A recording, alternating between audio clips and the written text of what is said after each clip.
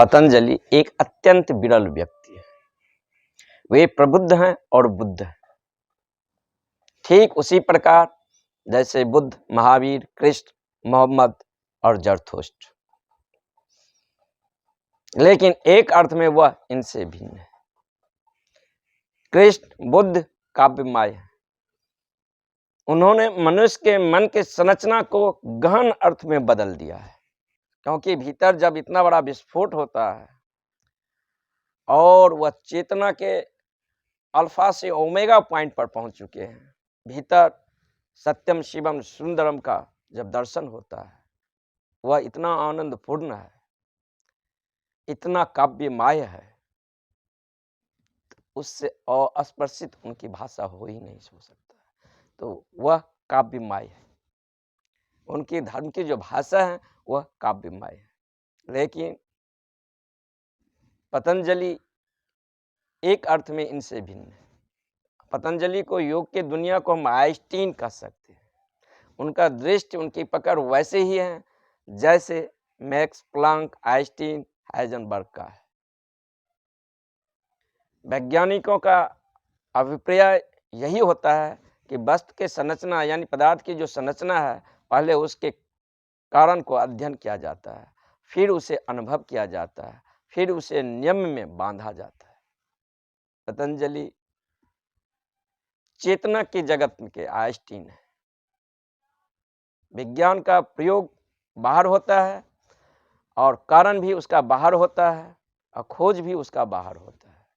और जब वो कुछ चीज खोजता है वैज्ञानिक, उसे हजारों, लाखों, अनेकों आदमी के बीच उसे प्रमाणित भी कर सकता है। लेकिन धर्म का खोज जो है सो बहुत भीतरी है और आंतरिक है। साधक का लैब भी भीतर है, साधक का प्रयोगकर्ता जो है वह भी भीतर है, सब कुछ भीतर है। एक अर्थ में वह स्वयं ही लैब है और अपने ही ऊपर स्वयं ही उसे काम करना पड़ता है। तो उसका प्रयोग जो है सो आंतरिक है। जब वह कोई खोज या आविष्कार आंतरिक जगत में करता है तो उसे वह दूसरे के लिए हस्तांतरित नहीं कर सकता है। वह निजी ही होता है, उसे दिखाया नहीं जा सकता है, क्योंकि दिखाया हमेशा वस्तु को जाता है, क्योंकि वह बाहरी नहीं। पतंजलि इस अर्थ में एक अत्यंत विरल व्यक्ति है। उन्होंने उसी ओमेगा पॉइंट को अनुभव किए हैं जिसे बुद्ध, महावीर और कृष्ण ने किए। वह इतना आनंद लोक है, दिव्य लोक है, इतना वहां गहन तालीनता है, जो वो अनुभव घटता है साधक को तो उसका भाषा अनिवार्य रूप ही काव्यमय हो जाता है। लेकिन पतंजलि इस अर्थ में बहुत विरल है।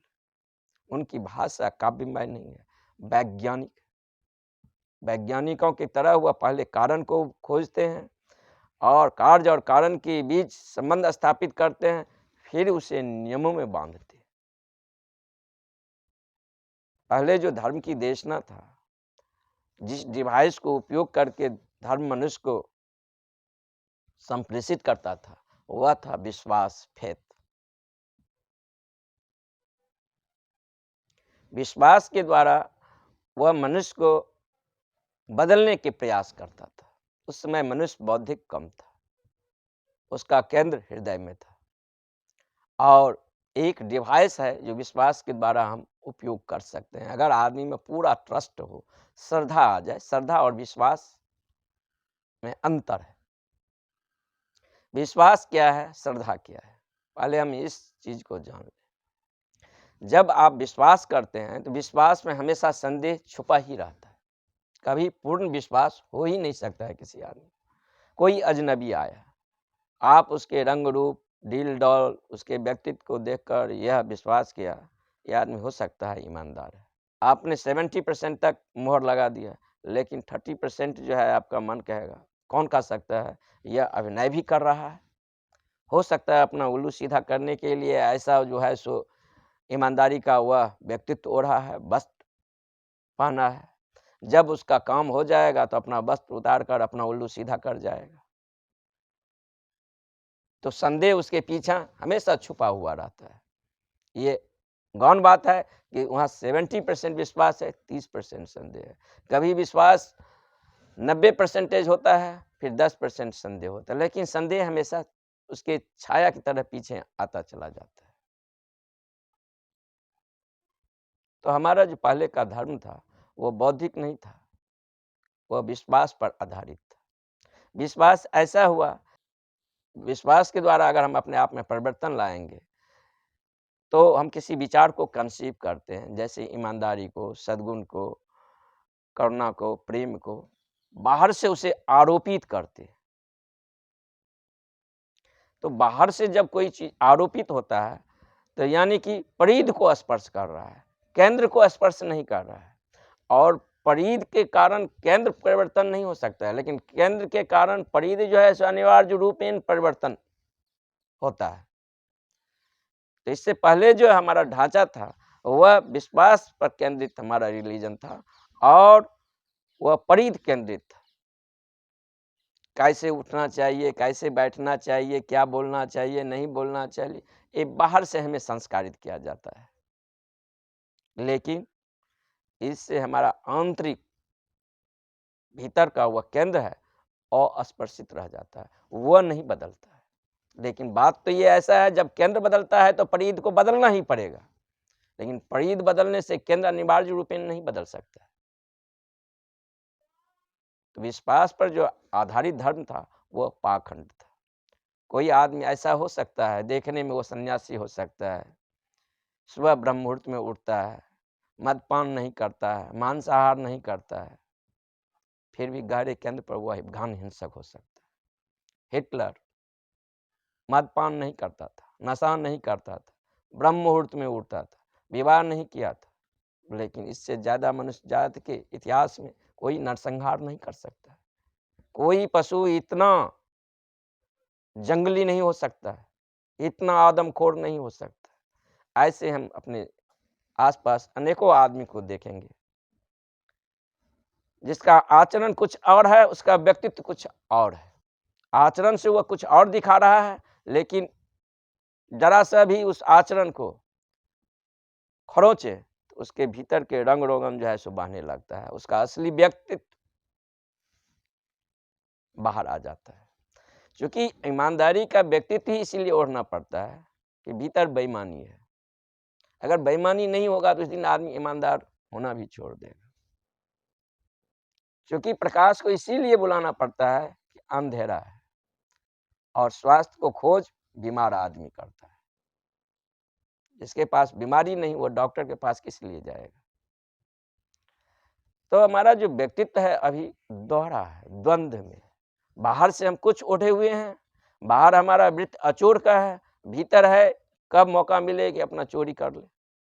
बाहर हम शिष्टाचार दिखा रहे हैं, लेकिन जरा सा दो बातें ऊपर नीचा हो गया कि उसकी शिष्टता जो है सो बाहर निकल जाता है। तो ये जो विश्वास पर आधारित धर्म था, इससे पाखंड पैदा होता है और पाखंड से दुनिया भर गया है। हर एक आदमी से जब आप भेद करते हैं तो उसके बाहर का चेहरा कुछ और, उसके बाहर का चेहरा कुछ और है और अंदर के चेहरा कुछ और है। दोनों में भिन्नता है। बाहर के चेहरा ही वह इसीलिए अच्छा का ओढ़ा है कि बुराई का अगर पहले वह चेहरा ओढ़ ले तो कोई आदमी उसे बैठने ही नहीं देगा, कोई आदमी उससे बात ही नहीं करेगा। तो नकली भी सिक्का को जो बाजार में चलना होता है तो असली सिक्के के वेशभूषे को वह धारण करता है। असत्य भी पूरा 100% परफेक्ट अगर हो जाए तो संसार में नहीं चल सकता, वो आउट ऑफ हो जाएगा। असत्य को भी चलने के लिए सत्य के पांव चाहिए। थोड़ा सा भी हो सकता है 99% असत्य हो, लेकिन 1% तो सत्य चाहिए, उसके बिना वह भी गतिमान नहीं हो सकता। तो बाहर जो विश्वास पर आधारित धर्म है वह पाखंड होगा। मैं एक कहानी सुना था। एक नगर बहुत समृद्ध था और नगर के अंतिम भाग में एक मंदिर था, और उस मंदिर के पुजारी जो था रोज ब्रह्म मुहूर्त में उठता था, भगवान को पूजा पाठ करता था और दिन भर भगवान को भी कीर्तन करता रहता था। और उस नगर से थोड़े ही दूर पर एक वेश्या का घर था।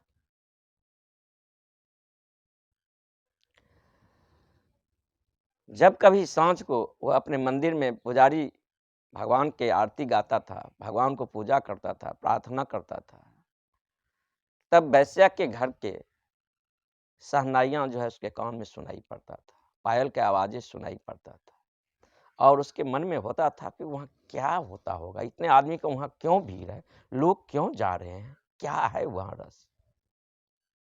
तो शरीर से तो ये पुजारी यहाँ है, लेकिन मन इसके वैश्या के घर में।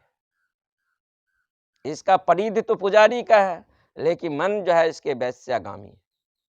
और वैश्या सुबह शाम उसका काम ही जो था वैश्या का था, लोगों को सेवा करना था, लोगों को मनोरंजन करना था।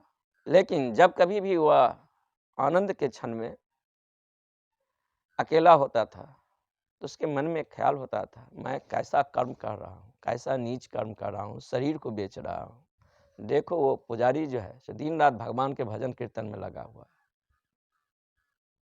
तो उसके मन में ऐसा भाव आता था, कभी मुझे ऐसा अवसर मिले, लेकिन वैश्या को मंदिर में प्रवेश कौन करने देगा। लेकिन हुआ ऐसा कि जिस दिन वैश्या मरा उसी दिन पुजारी भी मरा। दोनों जब स्वर्ग के द्वार पर खड़ा हुआ तो द्वारपाल ने पूछा वैश्या से, तुम कहाँ से आ रही हो? क्योंकि मैं पृथ्वी से आ रहा हूँ और मेरा काम ही वैश्या का था, मैं वहाँ नर्क तो जी ही चुका हूँ, और आपको जिस नर्क में मुझे सजा देना है सो दीजिए। द्वारपाल ने खाता बही देखा और कहा कि नहीं, इसको स्वर्ग भेजा जाए। और पंडित भी उसके पीछे आए। द्वारपाल ने कहा तुम कहाँ से आ रहे हो? तो उसने बोला मैं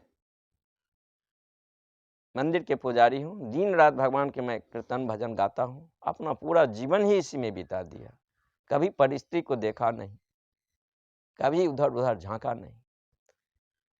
द्वारपाल ने उससे कहा कि तुम्हें नरक भेजा जा रहा है। और क्या ऐसा क्यों? ये तो सरासर जो है सो अन्याय है। जो दिन रात वहाँ पृथ्वी पर जो है अपने वो शरीर को बेच रहा था वैश्या, वह वहाँ भी लुप्त उठाया और यहाँ उसको स्वर्ग में दिया गया। मैं वहाँ दिन रात आपको भजन कर रहा हूँ, योग साधना प्राणायाम किया, और मुझे नर्क में। और बोला द्वारपाल ने तुम को इसीलिए नर्क भेजा जा रहा है, तुम दिन रात पूजा प्रार्थना तो करता ही था, यम नियम आसन प्राणायाम प्रत्याहार धारणा ध्यान समाधि तो करता ही था, लेकिन तुम्हारा मन उसके पीछे नहीं था, तुम्हारा भाव उसके पीछे नहीं था। तुम्हारा भाव और मन जो था सो वैश्या के यहाँ क्या हो रहा है, उसके यहाँ कौन सा राग रंग का गाना हो रहा है, इसके प्रति जो है तुम्हारा भाव था। तुम्हारा मन तो वैश्यागामी था, तुम्हारा मन तो वैश्यालय में था। तुम शरीर से मंदिर में थे, लेकिन मन तुम्हारा वैश्यालय में था। लेकिन यह वैश्या शरीर से जो है सो वैश्यालय में है, लेकिन मन इसका मंदिर में है।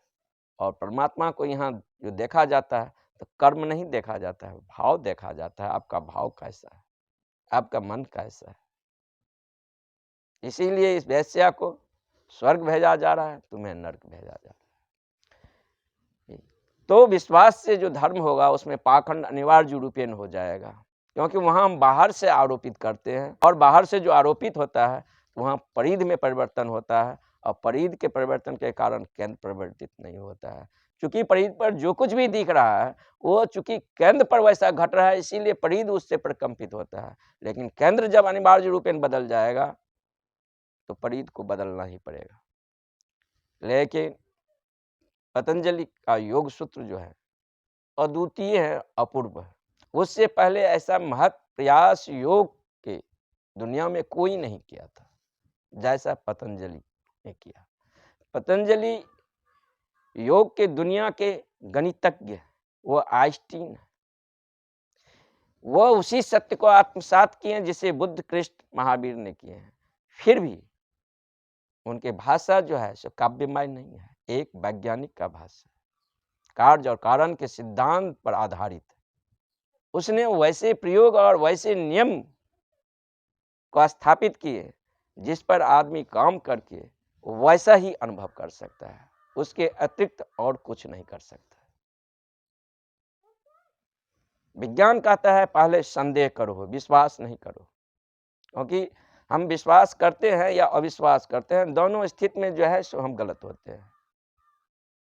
एक आदमी ईश्वर में विश्वास करता है बिना जाने बिना माने, ये आदमी भी एक गलत काम कर रहा है, क्योंकि इसके जीवन में कोई अनुभव भी नहीं हुआ है, इसके जीवन में इसका कोई रंग ही नहीं चढ़ा है, इसने जाना ही नहीं है, स्वाद ही नहीं लिया है।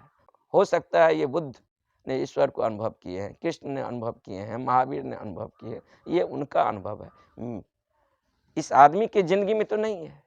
लेकिन इस आदमी ने ईश्वर में विश्वास किया, तो बिना जाने विश्वास किया तो पाखंड का रचना हो जाएगा। एक आदमी ईश्वर में विश्वास नहीं कर रहा है, नास्तिक है,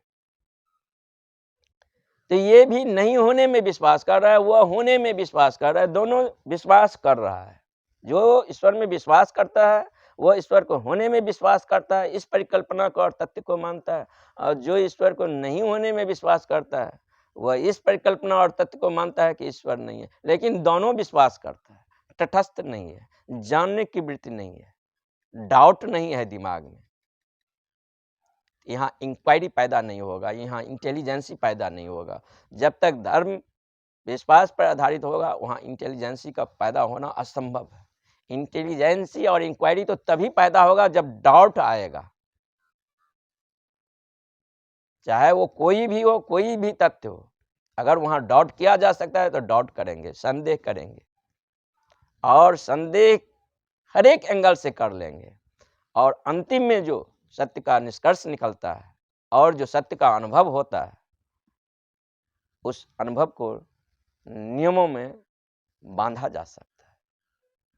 पतंजलि का धर्म इस अर्थ में वैज्ञानिक है। उन्होंने संदेह किए, और संदेह करके हर एक एंगल से, जिस प्रकार वैज्ञानिक कोई प्रयोग करता है तो अनेकों एंगल से उसके बारे में डाउट करता है, संदेह करता है, और हजार द्वार से उसे खटखटाता है, तब जाकर कहीं एक द्वार से सत्य का रास्ता मिलता है।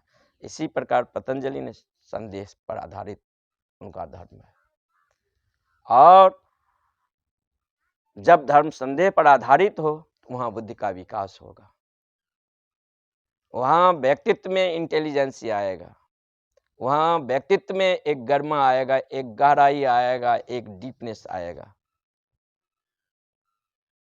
इस अर्थ में पतंजलि बहुत विरल व्यक्ति है। कहा जाए कि योग की दुनिया में पतंजलि के बाद और पतंजलि के पहले दो भागों में बांटा जा सकता है। योग के भूमि पर उसने जो काम किए हैं, ऐसा फिर मनुष्य के इतिहास में फिर कोई दूसरा व्यक्ति नहीं किया और न कर सकता।